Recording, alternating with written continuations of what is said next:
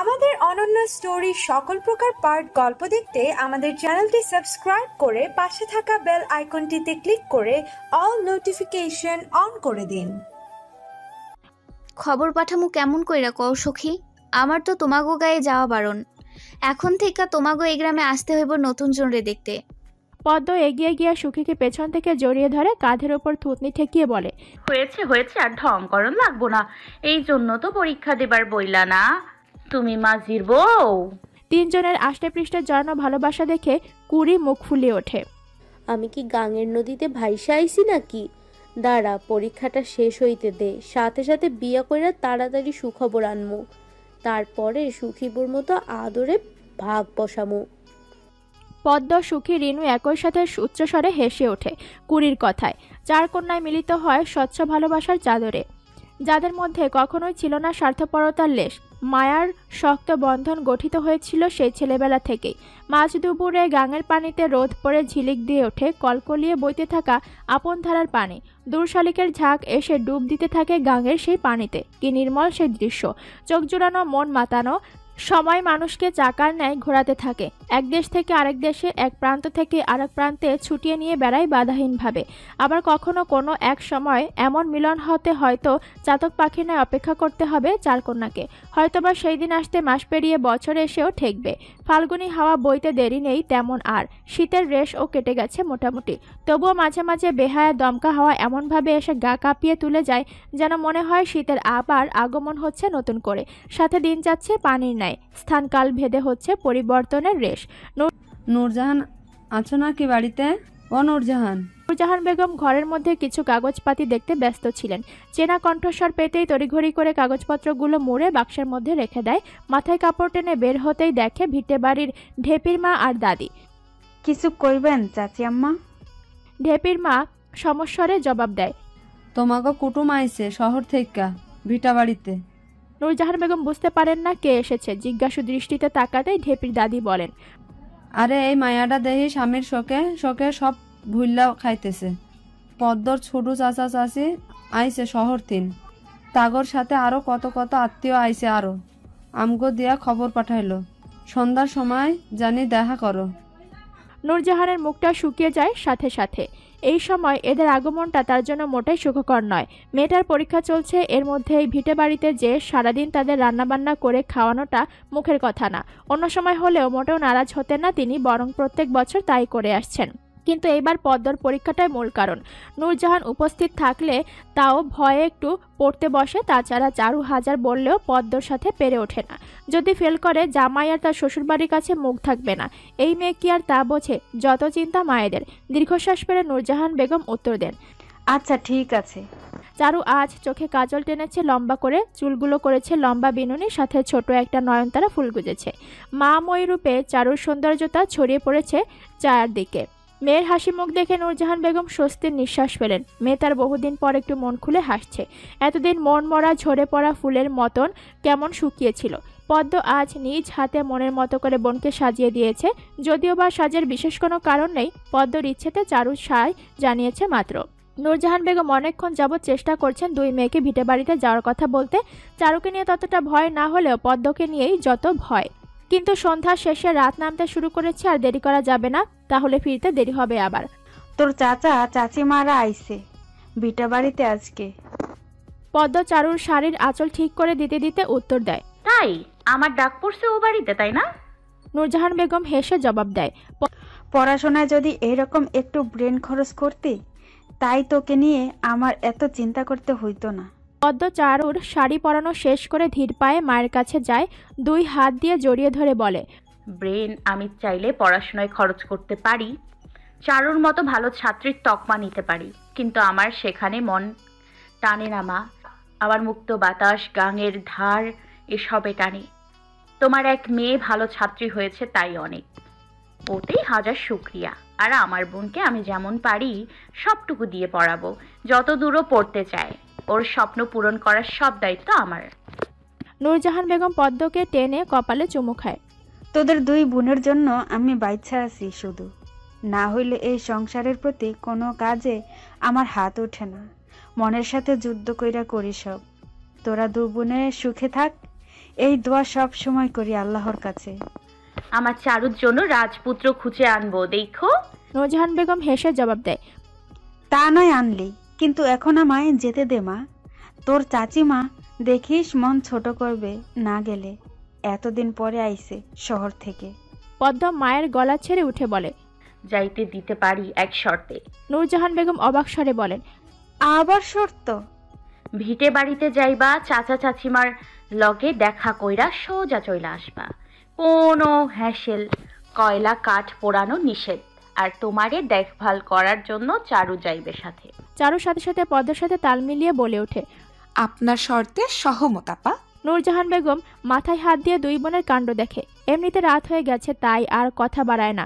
শর্ত নিয়ে কাটাছেঁড়া করলে দেখা যাবে তার যাওয়াই বাতিল। অন্যথায় শর্ত মেনে নেওয়াই ভালো। আজ অনেকদিন পরে ভিটে বাড়িতে পা রেখেছে চারুলতা। নিজের দাদারই বাড়ি, তাও যেন কেমন অচেনা। হয়তো আপন মানুষগুলোর ব্যবহারেই অচেনা করে দিয়েছে এই ভিটেমাটি। নূরজাহান বেগম ভেতরের ঘরে কথা বলছেন সবার সাথে। বাড়ি ভর্তি মানুষ। কোনো এক ঘর থেকে ভেসে আসছে একজনের আরেকজনের হইহুল্লোর, চিৎকার, চেঁচামেচি। চাচা চাচিমার অতিরিক্ত দাম্ভিকতা চারুর পছন্দ হয় না, তাই কোনো মতে কুশলাদি বিনিময় করে বাইরে এসে দাঁড়িয়ে আছে আপন মনে। হালকা শীত শীত লাগছে। চারু স্থির চোখ চেয়ে আছে কদম ফুলের গাছটায়। চারুর সবচেয়ে পছন্দের ফুল বলে কথা। পাতা ভর্তি গাছে ফুল না থাকলেও কি বা তাতে দেখতে তার কাছে অমায়িক লাগছে। আরে বন্ধু, এই জায়গায় এসে একা একা দাঁড়িয়ে গাছে কি দেখছিস? কখন থেকে তোকে খুঁজছি। বাবা, আবার দেখি শাড়িও পরে আছিস। পুরুষালী ভরাট কণ্ঠে চারুলতা এক লাফে সরে আসে নির্দিষ্ট দূরত্বে। ইতিমধ্যে বুকের ভেতরে শুরু হয়েছে হাতুড়ি পেটা। যে জায়গাতে এসেছে সে বেশি দুর্বল, সেই জায়গাতেই বারে বারে আঘাত এসে লাগে শুধু। কাব্য এক চোখ চেয়ে থাকে সামনে দাঁড়ানো তনয়ের দিকে। মনের ভ্রম নাকি চোখের ভ্রম হচ্ছে তার, অস্ফুট স্বরে বলে ওঠে, প্লিজ ডোন্ট প্যানিক। আমি মানুষ, ভূতটুত নই কোনো। চারু আর চোখে সামনে দাঁড়ানো পুরুষটার পানে চায়। চেহারায় শহরের ছাপ স্পষ্ট, তার মানে তার চাচাদের সাথে এসেছে। কিছুক্ষণ পর্যবেক্ষণ শেষে চারু স্বস্তির নিঃশ্বাস ফেলে। যাক, বিষধর কেউ নয় তাহলে। কিন্তু এভাবে ড্যাব ড্যাব করে তাকিয়ে থাকার কি মানে? চারু সাহস সঞ্চার করে মনের ভেতরে, অন্যদিক পানে চেয়ে বলে, দেখে তো ভূতের চাইতে কম কিছু মনে হচ্ছে না। মনে হয় এই প্রথম জমিনে মানুষের দেখা পেয়েছেন। যেভাবে তাকিয়ে আছেন। কাব্য চারুর কথা শুনে সাথে সাথে এদিক ওদিক তাকায়। গলা টেনে পরিষ্কার করার ভঙ্গিতে বলে, মানে না, আমি কাব্য আহমেদ। গ্রামে বেড়াতে এসেছি কিছুদিনের জন্য। চারু অবাক চোখে কাব্যর দিকে তাকায়, মনে মনে আওড়ায়, কারো নাম আবার মানে না কাব্য আহমেদ এরকমও হয় নাকি? আগে তো শুনিনি কখনো। সব হয়তো শহরেরই কারবার। চারুর তাকানোর ভঙ্গি দেখে কাব্য অসহায় দৃষ্টি ফেলে বলে, সত্যি আমি ভূত না। এই দেখুন, আমার দুটো পা আছে। চারুর এই মুহূর্তে হাসি আসলেও তা চেপে যায়। মাথা নাড়িয়ে কোনো মতে হো বলে হাঁটা ধরে ভেতরের দিকে। কাব্য থমকানো দৃষ্টিতে তাকিয়ে দেখতে থাকে কোনো মায়াবতীর প্রস্থান। নিজের হাতে নিজে চিমটি কেটে দেখে, না, সব তো ঠিকঠাক। তাহলে সে স্বপ্নে নয়, বাস্তবেই আছে। ওরে বন্ধু, এই ছিল তোর মনে? শেষে গ্রামে এসেও ছাড় দিলি না। পিঠের ওপর দম করে শক্ত কিল পড়তেই কাব্যর সমস্ত ধ্যান ভেঙে ছুটে পালায়। চোখ মুখ কুচকে ব্যথা সহ্য করে নিয়ে বলে, এইবার মারের জন্য ধন্যবাদ তোদের। এখন আমি ক্লিয়ার। আমি কোনো 2 নম্বরের স্বপ্নের ধোকায় পড়িনি। সামিন, রাফি, কুমকুম একসাথে চিল্লিয়ে বলে ওঠে, আর কত বন্ধু? কাব্য পলকহীন চোখে চেয়ে বলে, আমি তো শেষ। সকালের কুসুম নরম আলো ফুটছে পাখির কলতানিতে। ফাগুনে হাওয়া বইছে তারই মৃদু ছন্দ মিশিয়ে। পরীক্ষা শুরু হতে হতে শেষের দুয়ারেও পাড়ি জমিয়েছে আজ কদিন হলো, যার ফলে প্রফুল্ল চিত্তে 3 কন্যা বসে আছে গাঙের ধারে। এতদিনের এই পরীক্ষাটা যেন তাদের পায়ে শিকলবন্দি করে রেখেছিল। এখন তারা মুক্ত, স্বাধীন, দানা ঝাপটিয়ে উড়ে বেড়াচ্ছে শুভ্র আকাশের মাঝে। এত হাসি খুশির মাঝেও পদ্মার ভেতরটা যেন হুহু করছে। কাল তার জীবনে আবার সেই বিশেষ দিনটা নতুন রূপে ফিরে আসছে। অধিকারের প্রতিজ্ঞায়, ধর্মীয় স্বীকৃতিতে বদ্ধ হতে যাচ্ছে নতুন জীবনে। এই গ্রামের প্রতিটি বস্তু তার শিরায় শিরায় গেঁথে আছে। এসব ছেড়ে ছুড়ে শহুর জীবনে অভ্যস্ত হতে তার মোটেও মন টানছে না। এই মুক্ত আকাশ, বাতাস, বন জঙ্গল, শিউলিতলা, গাঙের ধার, এগুলোর মায়া তাকে আষ্টে পৃষ্ঠে ধরে রেখেছে। কেমন করে ছেড়ে যাবে সে? সুখী বউ ভরা সংসারে ব্যস্ত। তুই নতুন সংসার জীবন শুরু করতে যাচ্ছিস। শহরে আমাদের ছেড়ে অনেক দূর চলে যাবি। আমরা আর একসাথে হতে পারবো না, তাই না রে পদ্ম? পদ্ম উদাস চোখে গাংচিলের উড়তে যাওয়া দেখে। ভেতরটা যে তারও রোধ হয়ে আসছে। যাদের সাথে একবেলা দেখা না হলে তার চলতো না, তাদের ছেড়ে অচেনা রাজ্যে পাড়ি জমানো কি সহজ কথা? কাল থেকে নূরজাহান বেগমের সাথে পদ্মর কথা বন্ধ। ফুলবানুর থেকে পদ্ম শুনেছে নূরজাহানের জোড়াজুড়িতেই এত তাড়াতাড়ি বিয়ের আয়োজন। 18 পড়ার পর 10টা দিনও যেন পার হতে দেওয়া যাবে না।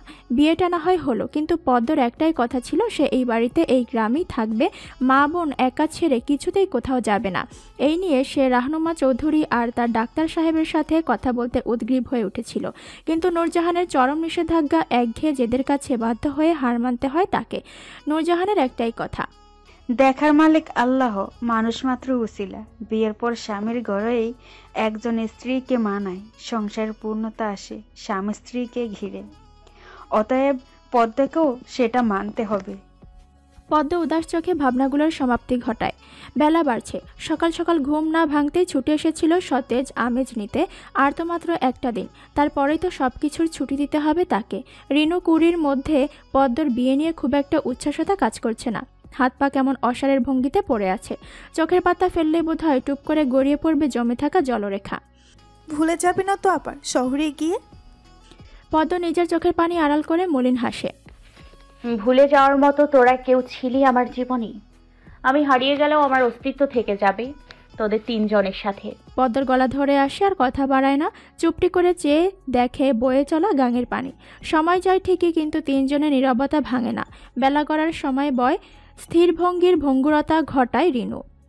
মিয়াবাড়ির তেঁতুল গাছ এবার অনেক তেঁতুল আইছে। এবছর তো কাঁচা তেঁতুল লবণ মেখে খাওয়াই হইল না। যাবি তোরা? কুড়ি পদ্ম চোখ মিলে রিনুর দিকে চায়। রিনুর নিঃসংকোচ প্রস্তাবের প্রত্যাখ্যান করার সাহস নেই তাদের। একটু আগের গুমোট মেঘ জড়ানো পরিবেশটা মুহূর্তেই উবে যায়। ঠোঁটের কোণে সাজানো হয় হাসি ফুটিয়ে। বিদায় জানায় তাদের দুঃখের বোঝা, কারণ এই সময় এই মুহূর্ত আর ফিরে আসবে না কখনো। হাতছাড়াও করতে চায় না তারা। তিনকন্যা গাছের শিকড় ছেড়ে উঠে ছুট লাগায় তেঁতুল গাছের উদ্দেশ্যে। দমকা বাতাসে এলোকেশী কন্যাদের পেছনে ফিরে তাকানোর আর সময় নেই। হালকা রোদ মাখানো হাওয়ায় ভেসে যায় দূর অজানায়। রাহনুমা চৌধুরীর কঠিন নিষেধাজ্ঞা মেনেই নূরজাহান বেগম ছোট করে বিয়ের আয়োজন করেছেন। প্রতিকূল পরিবেশ পরিস্থিতির কথা ভেবেই এত তার তোড়জোড়। কাছের বিশ্বস্ত কিছু মানুষগুলোকে নিয়েই তিনি ব্যস্ত বিয়ের এই আয়োজন সারতে। বোনের বিয়েতে যেন দম ফেলানোর ফুসরত নেই চারুলতার। পদ্ম চলে গেলে সংসারের সমস্ত দায়িত্ব, মায়ের দেখাশোনা সবকিছু তারই করতে হবে। বিধায় আর হাত গুটিয়ে বসে থাকলে চলবে না। শক্ত হতে হবে তাকে পদ্মর মতো, যাতে কোনো অন্যায়, কোনো কালো থাবা তাকে আর দুর্বল করতে না পারে। এমন শক্ত পাথর হতে হবে যেন হাজার আঘাত প্রতিঘাতেও টলে না যায় সে। নূরজাহান বেগম রান্নার কাজে মন ডুবিয়ে আছেন। হাতের কাজে সাহায্য করার জন্য লিলুর মা বাটনা বাটছেন সাথে থেকে। শহর থেকে বরযাত্রী হিসেবে আসবে মাত্র 9 থেকে 10 জন। সানজিদের এই সময় ছুটি পাওয়াটাই ছিল বেশ মুশকিলের, তবে নূরজাহানের অনুরোধে সে উপেক্ষা করতে পারেনি। কোনো একভাবে ম্যানেজ করেছে 2 দিনের জন্য ছুটি। নূরজাহানও বেশ সন্তুষ্ট সৌভাগ্যক্রমে এমন ভালো মেজামাই পেয়ে। রান্না চড়িয়ে দিতে না দিতেই ঢেপির দাদি পা খুঁড়িয়ে খুঁড়িয়ে হেঁটে এসে বসে পাকঘরের দৌড়ে। গেল বৌমা মায়াডার বিয়াডারে চাচা চাচি আইব না তাই হয়? আর সেই দিন অমন আইলো, হাব্বাই পরের দিনই চইলা গেল, ঘটনা কি? আবার এল্লা শুনলাম হের বড় মাইয়া বলে। কি হয়েছিল? নূরজাহান হাতের কাজ থামিয়ে সরল কণ্ঠে বলে, আজকালকার পোলাপান মানুষ, ওরা বুঝে না, তাই একখান ভুল কইরা ফালাইছিল। ও কিছু না। আর দাওয়াতে আমি পদ্মার চাচা চাচিমা ফুপু সবাইরে কইছি। এখন আশা না আশায় তো আমার হাত নাই চাচি। ঢেপির দাদি নিচু কণ্ঠে শুধায়, সেমরেডার কি হয়েছিল বৌমা কত হুনি? সত্যি কইতাছ? কাউরে কমো না। লিলুর মা এবার বিরক্তিকর স্বরে বলে ওঠে, কে চাচি, তুমি বুড়ি মানুষ, 2 দিন পর কবরে যাইবা। তোমার এত কার কি হয়েছে না হয়েছে হুননের দরকার আছে? ঢেপির দাদি লিলুর মায়ের কথাতে ফুঁসে ওঠে, বাবালো বাবা, মিয়ানব্য কি চোপা দেখো গেল। তোর গায়ে তো ফসকা পরে কণ্ঠি। তোরে আমি কি সুজি গাইছি নাকি? আমারে কিছু জিগাও না ঠিকই, কিন্তু আমার কানের কাছে তো ঘ্যানর ঘ্যানর করতাছ। যাও বাড়ির যাইয়া আল্লাহ আল্লাহ করো, সারা জীবন তো কুটনামি কইরা গেলা। লিলুর মা আর ঢেপির দাদি অনর্গল ঝগড়া থামাতে নূরজাহান বেগমের দম ফুসরত। দুজনেই তো নাসরবান্দা। ঝগড়ার মূল বিষয়বস্তু থেকে তারা চলে গিয়েছে এখন লাউ খেতে। লিলুর মায়ের মাচা থেকে লাউ চুরির প্রধান আসামি হয়ে সে এখন কাঠগড়ায়। এ নিয়ে চলছে তুমুল ঝগড়া। নূরজাহান অসহায় দৃষ্টিতে তাকিয়ে আছে দুজনের পানে। বিয়ে বাড়িতে এমন ঝগড়া কেমন দেখা যায়। অবশেষে সাজদা এসে নূরজাহানের সাথে মিলে দুজনকেই থামায়। ভালোই বুঝিয়ে বাড়িতে পাঠায় ঢেপির দাদিকে। বয়স্ক হলেও কি কথা পাঁচ কান করতে তার জুলি মেলা ভার। লিলুর মা রাগে গজগজ করতে করতে ফের কাজে হাত লাগায়। গধূলি বিকেল শুরু হয়েছে একটু আগে। দুপুরের কড়া রোদ ম্লান হতেই সময় নেই বেশি আর। চারুলতা ব্যস্ত পায়ে ছুটছে পদ্মলতাকে খুঁজতে। সারা বাড়ির কোথাতেও নেই সে। বাগানবাড়ি এক চক্কর দিতেই চোখে পড়ে বোন তার কাঠের পাটাতনে চুপটি করে বসে আছে। চারু পা টিপে টিপে চুপি সরে পদ্মকে পেছন থেকে জড়িয়ে ধরে। হঠাৎ জড়িয়ে ধরতে পদ্ম একটু কেঁপে উঠলেও পরক্ষণে জন্মলগ্ন থাকতে দেখে আসা হাত দেখে বুঝতে পারে কে সে। চারু হেসে বলে ওঠে, আমি তোর বোন, ভূত নই। কথাটা বলেই থেমে যায় চারু। মনে পড়ে কোনো এক রাতে এক আনমনা ব্যক্তি একই কথা বলেছিল তাকে। নিজেকে ভূত নয় মানুষ প্রমাণ করতে সে কি তার উৎকণ্ঠা। চারু সেই অসহায়ত্ব মুখের কথা ভেবেই হেসে ওঠে। সেদিন রাতের পরে সেই ব্যক্তিকে আর দেখতে পায়নি চারু। সকালে চাচা চাচিমাদের জন্য পিঠা নিয়ে যেতেই শুনে খুব ভোরে সবাই চলে গেছে। মিনা আপার আত্মহত্যা করার কথা শুনে এক দণ্ড আর অপেক্ষা করেনি কেউ। ভাগ্য ভালো ছিল বিধায় তাড়াতাড়ি গিয়ে বাঁচাতে পেরেছে আপাকে। পদ্ম ভ্রু বাঁকিয়ে চারুকে দেখে যাচ্ছে, মুখে মিষ্টি হাসি বা কিসের জন্য। কি ব্যাপার বলতো? আমায় ভয় দেখাতে এসে তুই নিজেই দেখছি স্থির হয়ে গেছিস, আবার মিটি হাসছিসও, কি হয়েছে বলতো? পদ্মর সন্দেহমূলক কথা আর দৃষ্টি দেখে চারু থতমত খায়। নিজেকে বাঁচাতে সে লিলুর মা আর ঢেপির দাদির কথার উগরে দেয়। পদ্মর সন্দেহ তাতে কাটলো কি কাটলো না বোঝা গেল না। চারু তড়িঘড়ি করে প্রসঙ্গ পাল্টিয়ে বলে ওঠে, তুই এইখানে এমন করে বসে আছিস কেন সেটা বল। সারা বাড়ি খুঁজে আমি হয়রান। সবাই তোকে হলুদ ছুঁয়ে গোসল দেওয়ার জন্য অপেক্ষা করছে। চারুর ব্যস্ততা বা প্রশ্ন কোনোটাই ভ্রুক্ষেপ না করে পদ্ম অভিমানী কণ্ঠে বলে, আমাকে বিদায় করার জন্য তুই আর মা দেখছি উঠে পড়ে লেগেছিস, যেন তাড়াতাড়ি বাড়ি থেকে বের করলেই শান্তি। চারু পদ্মর অভিমান মাখানো কথা শুনে ঠোঁট টিপে হাসে, অতঃপর মুখ বাঁকিয়ে বলে, তুই বাড়ি থেকে চলে গেলে আর কি সুবিধা অসুবিধা তা জানি না, কিন্তু আমার তো অনেক অনেক অনেক অসুবিধা, সাথে ভালোও লাগবে। পদ্ম আর চোখে বোনের দিকে তাকিয়ে থাকে। চারু সে চোখের দৃষ্টি তোয়াক্কা না করে বলতে থাকে, প্রথমত তুই চলে গেলে তোর সব শাড়ি আমার। আমাকে কেউ আর পড়াশোনায় বিরক্তও করবে না। মায়ের হাত থেকে তোকে বাঁচানোর জন্য আর আমায় মিথ্যে বলতে হবে না। কেউ আর রাক্ষসীদের মতো আমার মাথায় চুল ধরে টানবে না। আর পদ্ম ভ্রু বাঁকিয়ে বলে, আর কি?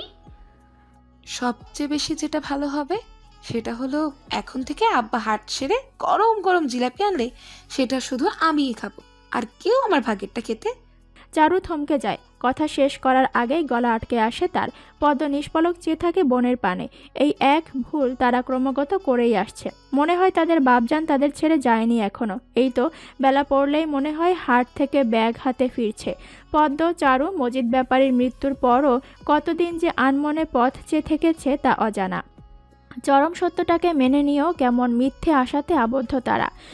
আমি গেলে তোর এত সুবিধা, ঠিক আছে, আমি একবার চলে গেলে আর ফিরে আসবো না। পদ্মর কথায় চারু বিষণ্ণ চোখে তাকায়। মনের ভেতরে নীল বর্ণের বিষাদের ছায়া ঘুরে বেড়ায়, ভরা কণ্ঠে আওড়ায়, ঠিক আছে আসিস না আর, কিন্তু যাওয়ার আগে আমাকে বিষ খাইয়ে মেরে তারপরে যাস। পদ্ম এক দমকে উঠে দাঁড়ায়, শক্ত হাতে চারুকে টেনে সামনে এনে বলে, আর একবার বল, কি বলবি?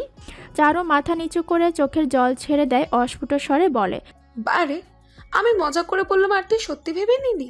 তোকে ছাড়া যে আমি অন্ধ, টান বাম চিনি না, জানিস না?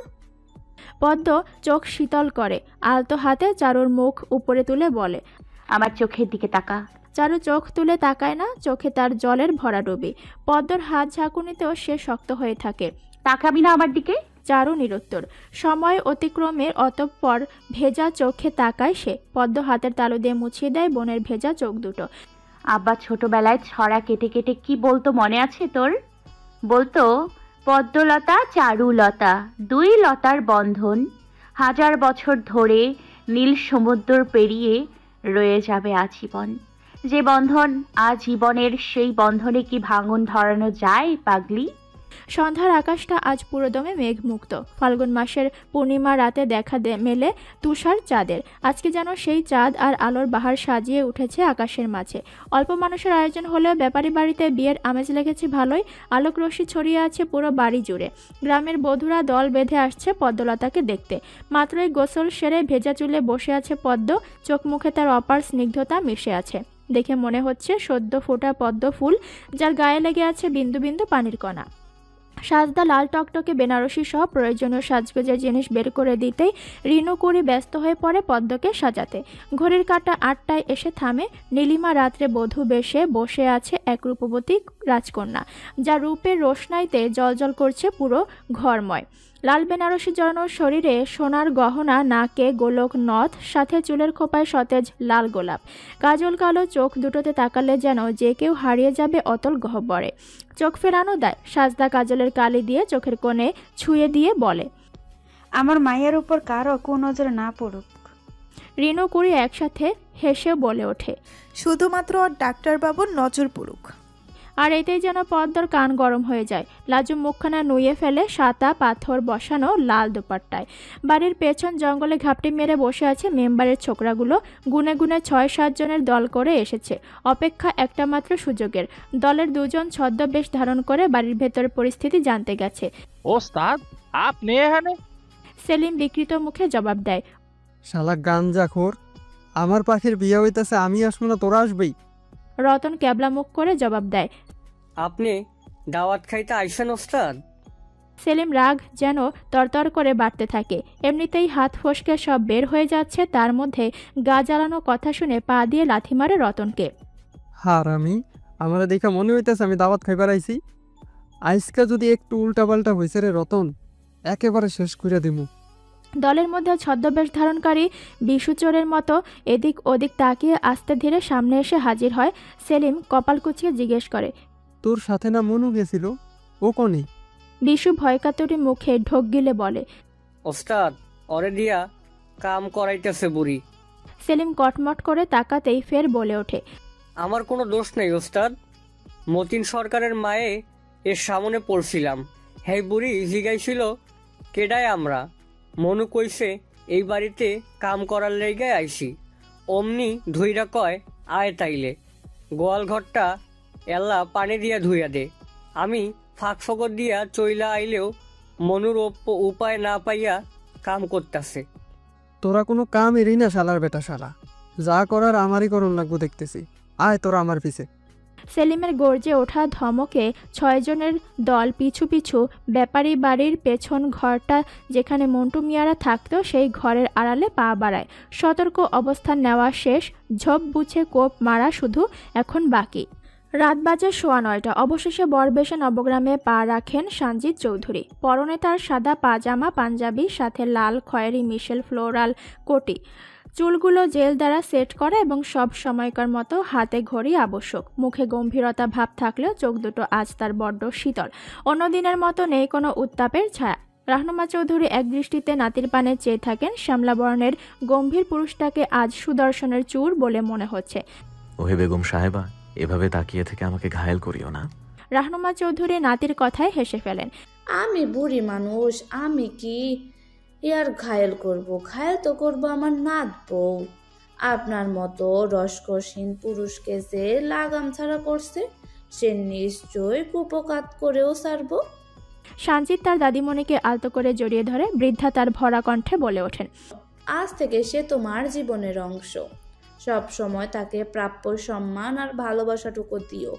তোমার বাবা যে ভুল করছে সেটা যেন কখনোই না হয়। বাবা কথাটা বলতে সঞ্জিদের রায়হান চৌধুরীর কথা মনে আসে। লোকটার মাথায় নতুন কিছু ঘুরছে এখন। সব চুপচাপ সুন্দরভাবে মেনে নিচ্ছে, আর তার এই চুপচাপ মেনে নেওয়াটাই সঞ্জিতকে ভাবাচ্ছে গভীরভাবে। ওনার মিসেস চৌধুরীরও একই অবস্থা। বরযাত্রী হিসেবে রাহনুমা চৌধুরীর পাশাপাশি সঞ্জিদের একমাত্র ফুপি আমরিনা, তাহমিদ, মাহবুব, জয়নাল এবং সঞ্জিদের কাছে 2 জন ডাক্তার কলিগ এসেছেন। রওশন আরার আসার কথা থাকলেও সে এখন ছুটিতে তার দেশের বাড়িতে আছে। পদ্মকে বধূরূপে বসিয়ে রাখা হয়েছে খাটের ওপর।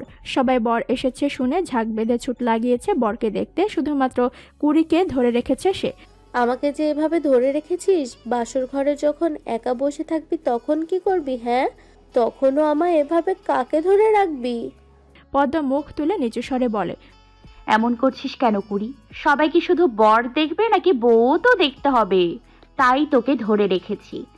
একজন তো অন্তত বউ দেখুক। কুড়ি মুখ বাঁকিয়ে পদ্মর কথা ভাঙিয়ে বলে, হয়েছে হয়েছে, বউ তো আজ আমি নতুন দেখছি। পদ্ম ভ্রু উঁচিয়ে জিজ্ঞেস করে, তাই, কিন্তু সবাই তো দেখি তোকেই বউ মনে করে বসবে রে কুড়ি রানী। লাল শাড়ি পরেছিস, তাতে আবার এত সুন্দর করে সেজেও এসেছিস। কুড়ি বাঁকা হেসে বলে ওঠে, ধুর, কি বলিস?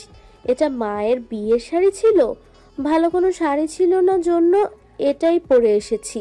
হাজার হোক সখীর বিয়ে বলে কথা। পদ্ম কুড়িকে জড়িয়ে ধরে বলে ওঠে, খুব সুন্দর লাগছে। একদিন তোর বিয়েতে এমন লাল টুকটুকে বউ সাজাবো তোকে আমরা। দুই বান্ধবীর এমন ভবিষ্যৎ পরিকল্পনা চলার সময় তা ব্যাঘাত ঘটে ফুলবানুর ডাকে। ঠকঠক করে লাঠি ভর দিয়ে ঘরে ঢোকেন তিনি। আমলো এ না দেহি রূপনগরের রাজকন্যা আমাগো নবগ্রামে নাই মেয়ে পড়ছিল। দাদির দেখা পেয়ে পদ্ম তড়িৎ বেগে খাট থেকে নেমে এগিয়ে যায়। আইসো দাদি, এতক্ষণে তাইলে তোমার আসার সময় হইল? ফুলবানু মুখ কুচকে বলে, আমরা কি বৈশা থাউনের উপায় আছে? তোমগো গোয়াল ঘর নালি না কালি গোবর দিয়া ঠাই কইরা রাখছি। এত কোমরে এত কামড়ে ভেতরে তো মায়ের সেদিন কি আর তাল আছে?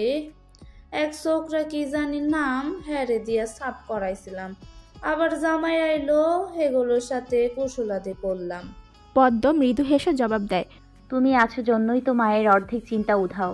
ফুলবানু কুড়ির দিকে তাকিয়ে বলে, ও মেনক আর সখী স্বজন হইছে, আমার সাথে কইরা এল্লাই ঘরে নিয়ে যামু। কুড়ির সজোরে মাথা নাড়িয়ে হ্যাঁ বলে। ফুলবানুকে দেখে কুড়ি একটু ভয়েই থাকে। মনে আছে ছোটবেলায় একবার সখীবুর সাথে খেলতে খেলতে তার রোদে দেওয়া কাচের আচারের বয়াম ভেঙে ফেলেছিল, যার ফলে দুজনকেই বসিয়েও ছিল 2 ঘা। আর তাছাড়া ফুলবানু ধারালো কথা বকাঝকা শুনতে শুনতেই বড় হওয়া তাদের, তাই ভয় জিনিসটা একটু একটু থেকেই যায়। পদ্ম কিছু জিজ্ঞাসা করার আগেই ফুলবানু বলে, দরকারের জন্য আইলো আমার সাথে আয়। পদ্ম আর কথা না বাড়িয়ে ফুলবানুকে ধরে ধরে পাশের ঘরটায় চলে যায়। নিশ্চয় দরকারি কিছু হবে, তাছাড়া এভাবে আলাদা করে কথা বলার কোনো কারণ নেই। দাদি, কোনো কিছু হইছে কি? পদ্মর আতঙ্ক মিশ্রিত পানে চেয়ে ফুলবানু মৃদু হাসে, ধীর কণ্ঠে বলে, বুড়া হইলে না আছে দাম আর না আছে কামে। তুই যখন হইলি তখন দাদি হইয়া তোর মুখ দেখে কিছুই দিবার পারি নাই। কি দিমু ক? ভাবে সংসার 2 মুঠো ভাত জোগাড় করবারই কঠিন। তো এখন আল্লাহ দিন ঘুরাইছে, মাছ ভাত খাইয়ে তার শুক্র আদায় করবার পারি। তোর জন্য এই নাক ফুলটা আমি বানাইছি, দেখ তো পছন্দ হয় কি না। পদ্ম ছলো ছলো চোখে ফুলবানুর পানে চায়। তোমার এসব কিছু লাগবো না দাদি, তুমি আমার জন্য দোয়া কইরো শুধু, তাই আমার কাছে অনেক। নিজের দাদিরে তো চোখে দেখি নাই কখনো, ছোটবেলা থেকে আমরা 2 বোনে তোমারই নিজের দাদি মানছি। ফুলবানু নরম কণ্ঠে বলে, নিজের দাদি বইলা যখন এই বুড়িটাকে মাইনা নিছস, তয় জিনিসটা নেই। নাতনিটা কি আর খালি হাতে জামাই বাড়িতে পাঠানো যাইলো? নিঃস্বার্থভাবে ভালোবেসে দেওয়া জিনিস পদ্ম আর মানা করতে পারে না, ভালোবেসে গ্রহণ করে নেয় তা। কুড়ি আনমনে বসে এটা সেটা করতে করতে পদ্মর ফেলে রাখা লাল দোপাট্টাটা হাতে নেয়। লাল শাড়িতে দোপাট্টা পরলে তাকেও নির্ঘাত বউয়ের মতো মনে হবে। নিজের বিয়ে আর বউ সাজার কথা মনে হতেই কুড়ি লজ্জা মাখা হাসি দেয়। অতঃপর দোপাট্টাটা মাথায় নিয়ে আয়নায় দেখতে লাগে। আয়নার ভেতর চোখ রাখা মুহূর্তেই হঠাৎ তার চোখ মুখ কালো কাপড়ে ঢেকে যায়। এমন অতর্কিত ঘটনায় কুড়ি ঠাওর করতে পারে না কে তার চোখ মুখ এমন করে বেঁধেছে। হাত দিয়ে কিছু বোঝার চেষ্টা করতে নিলেই শক্ত দড়ি দিয়ে তাও বেঁধে ফেলা হয়। কাপড়ের ওপর দিয়ে মুখ চেপে ধরে টানতে টানতে নিয়ে যেতে থাকে কোনো একদিকে। একসাথে অনেকজনের নিঃশ্বাসের উঠানামা কান ভেদ করে যেতে থাকলেও বোঝে ওঠে না কি হচ্ছে তার সাথে বা কি হতে পারে। যা যা, তাড়াতাড়ি গাড়ি নিয়ে ওইদিকে আয়, সোজা জঙ্গলের ভেতরে ঢুকবি। সেলিমের তাড়াহুড়োতে রতন দৌড়ে যায় গাড়ির দিকে। 2-3 জন মিলে কুড়িকে ধরে রেখেছে শক্ত করে। এতক্ষণের হাত পা ছাড়ার তীব্র চেষ্টাতে সে হয়েছে ব্যর্থ। শক্ত হাতে মুখ চেপে ধরার দরুন দম আটকে আসছে বারবার। একটুখানি সতেজ নিঃশ্বাস নিতে হৃৎপিণ্ডটা যেন ছটফটিয়ে মরছে। চোখের কোণ বেয়ে গড়িয়ে পড়ছে জল। খুব গায়ের জোর হয়েছে না তোর? বিয়ার লেগে এত নাচন? শোন পদ্ম, তোরা কইছিলাম না আমি তোরে বিয়া কইরাই সারমু। এখন দেখ সেলিম যা কয় সেটাই কইরা সারে। কুড়ির হাত পা ছুড়াছুড়ি বন্ধ হয়ে যায়। এই মুহূর্তে কানে যেটা শুনলো মাথার মধ্যে ঘুরপাক খায় বারে বারে। তার মানে সেলিম পদ্ম মনে করে আমারে। কুড়ি আর কিছু ভাবতে পারে না। এখন কি করবে সে? তার সামনে কোনো পথ নেই আর। অল্প সময়ের ব্যবধানে রতন গাড়ি নিয়ে আসতেই কুড়িকে টেনে হিঁচড়ে গাড়িতে উঠানো হয়। তড়িৎ বেগে ছুটে চলে শুরু করে গাড়ি। শুকনো মাটিতে কাচের চুড়ি ভেঙে টুকরো টুকরো হয়ে পড়ে। তাজা রক্তের দাগ ফেলে রেখে যায় স্পষ্ট চিহ্ন। মুখ ফুটে কবুল এবং শৈশাবুদের মাধ্যমে পদ্মলতা হয়ে যায় সানজিদের অর্ধাঙ্গিনী। পা দেয় নতুন জীবনের দোরগোড়ায়। বিয়ে নামক পবিত্র বন্ধনের অনুভূতিতে সিক্ত হতে থাকে তার সমস্ত কায়া। পদ্ম এক পলক সানজিদের পানে চেয়ে চোখ নামিয়ে নেয়। লোকটাকে আজ প্রথম পাঞ্জাবি পরিধানে দেখল সে। কি অপূর্ব লাগছে দেখতে। অপরদিকে সানজিদ তার সদ্য বিবাহিতা বউকে পারছে না চোখের মণিকোঠায় ঢুকাতে। জীবন্ত ফোটা ফুলকে মনের বাগিচায় যত্ন করে লালন করাটা তার ইতিমধ্যে শুরু হয়ে গেছে। লাজ লজ্জার তোয়াক্কা না করে আলতো হাতে পদ্মের মেহেদিরাঙা হাতে স্পর্শ করে কানের কাছে ফিসফিসিয়ে বলে ওঠে, সঞ্জিত চৌধুরীকে এভাবে মারার প্ল্যান না করলেও পারত মিসেস চৌধুরী। এর জন্য তোমাকে উপযুক্ত শাস্তি ভোগ করতে হবে। আমার ঘরের কাঠ করা হবে, তোমার বিচার। তৈরি থেকো। সানজিদের কথা পদ্মর শরীরে শিহরণ বয়ে দেয়। গলা শুকিয়ে আসে লাজের ভার সইতে না পেরে। চোখ দুটো বন্ধ হয়ে যায় আপনা আপনি। পরিপূর্ণভাবে বিয়ের সমস্ত রীতিনীতি শেষ করতে করতে রাত 11টার বেশি বেজে যায়। এখন বিদায়ের পালা। বিয়ে বাড়ির আমেজ শেষ হয়ে এখন বেজে উঠেছে বিষাদের সুর। একে একে সবাইকে বিদায় জানাতে জানাতে পদ্ম থমকে গিয়ে দাঁড়ায় নূরজাহানের সামনে। মাথা নিচু করে চোখ থেকে ঝরে অবিরাম জলধারা। অভিমানে কিংবা কষ্টে চোখে চোখ রাখার সাহস খুঁজে পায় না সে। নূরজাহান মেয়ের মুখখানা হাতের উপর তুলে শুধায়,